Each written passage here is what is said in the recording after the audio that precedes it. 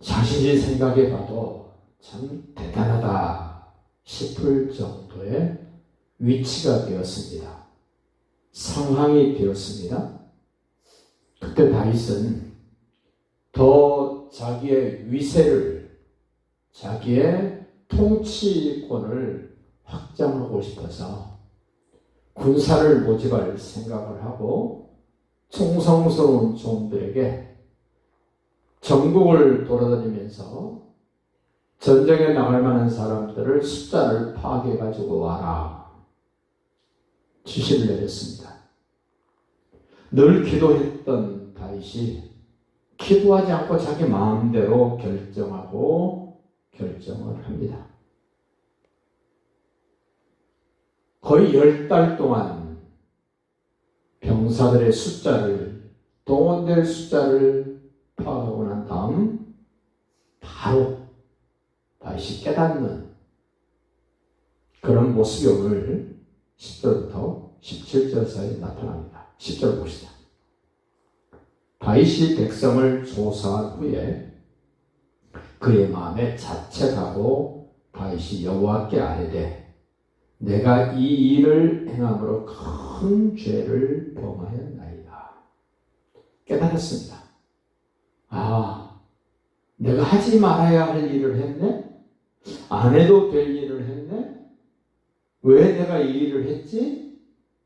생각해 보니까 아찔한 그런 마음이 들어서 다윗이 하나님께 바로 고백합니다. 하나님, 제가 잘못했습니다.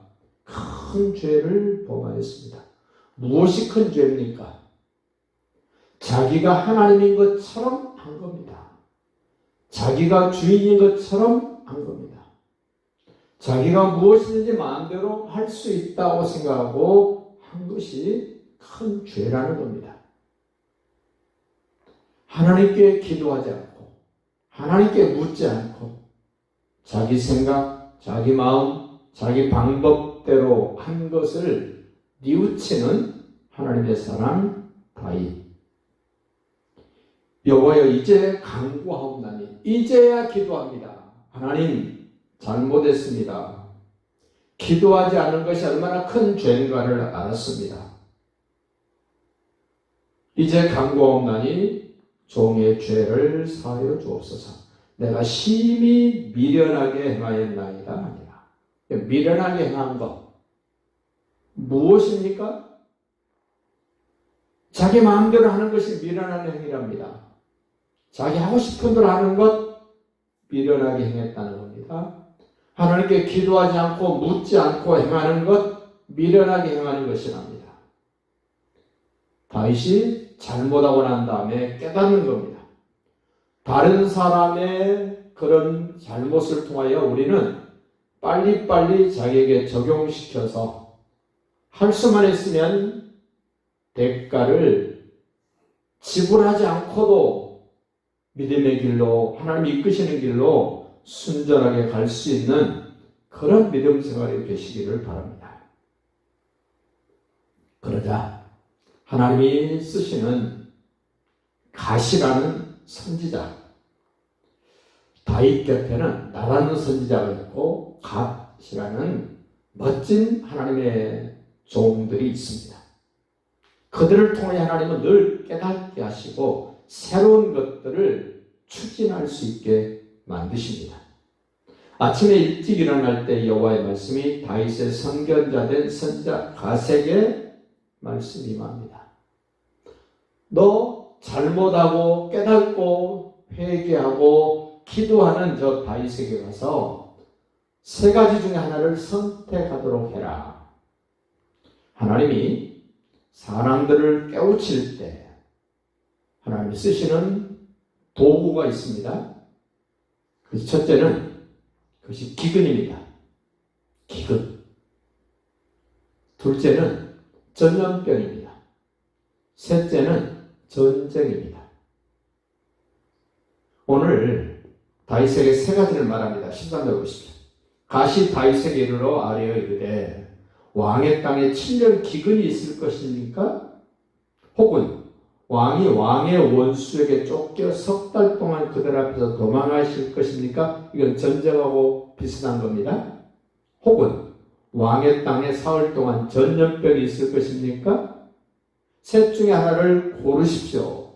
택하십시오. 하나님은 잘못하고 깨닫고 하나님께 돌아온 사람들에게 선택권을 줍니다. 하나님이 일방적으로 너 이렇게 해 그러지 않고 깨닫고 돌아온 사람에게는 선택권을 줍니다.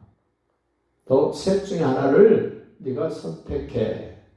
그랬더니 하나님의 마음을 생각하면서 다윗이 이런 결정을 합니다. 14절 보십시오. 다윗이 갓에게 이르되 내가 고통 중에 있도다. 청하건대 여호와께서는 긍휼이 크시니 우리가 여호와의 손에 빠지고 내가 사람의 손에 빠지지 아니하기를 원하노라 하는지라. 세 가지 중에 하나님이 친히 주장하시는 것이 무엇일까? 사람들에 의해서 결정되지 않고 하나님에 의해서만 결정될 수 있는 것이 무엇일까 하고 따졌더니 다윗이 전염병을 선택합니다. 자기가 쫓겨다녀 봤지 않습니까? 그리고 기근도 경험해 봤지 않습니까? 사울 왕이 그 기브온 사람 몇 사람 죽인 것 때문에 3년 연속해서 기근 들은 것 얼마 전에 경험했습니다. 그래서 그는 전염병을 선택을 합니다. 15절 봅니다. 이에 여호와께서 그 아침부터 정하신 때까지 전염병을 이스라엘에게 내리시니 단에서부터 부엘세바까지 백성의 죽은 자가 7만 명이라. 많이도 죽었습니다. 엄청나게 많은 숫자가 죽은 겁니다. 지도자 한 사람이 잘못 결정하니까, 왕 한 사람이 잘못 결정하니까 이렇게 일반 백성이, 잘못도 없는 백성 7만 명이 죽어나갑니다. 지금도 그렇습니다. 각 나라를 통치하는 왕들을 위해서 우리는 기도해야 됩니다.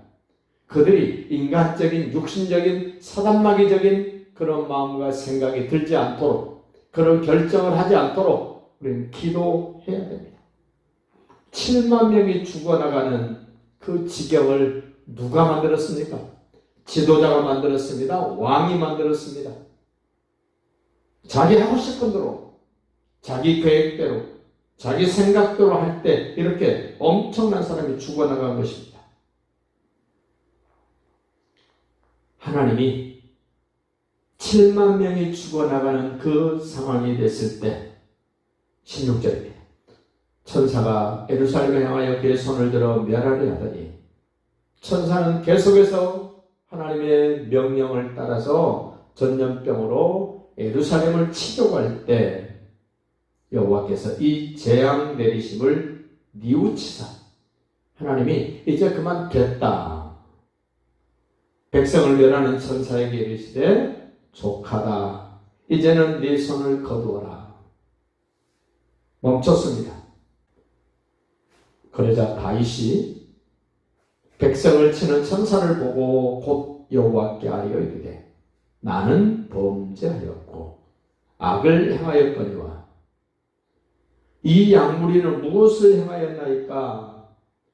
아무런 잘못도 없는 내 백성 청하건대 주의 손으로 차라리 나를 치십시오. 저를 치시고 우리 아버지 집을 치소서. 우리 가족들, 우리 집안을 치시고 백성들을 사하여 주옵소서.